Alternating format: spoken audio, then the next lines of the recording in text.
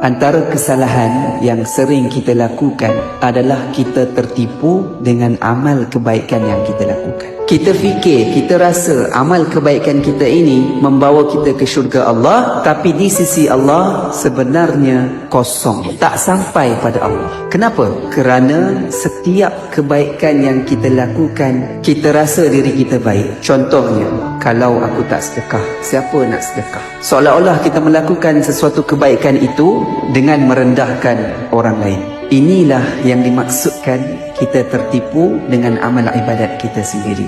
Walaupun riak itu terselindung, tapi boleh mengurangkan pahala amalan kita. Sebab itu, kata ulama, seandainya kita beristighfar, istighfar berkali-kali. Kerana mungkin istighfar kita yang pertama itu ada perasaan riak yang terselindung sehingga menghapus pahala kita. Muhasabah.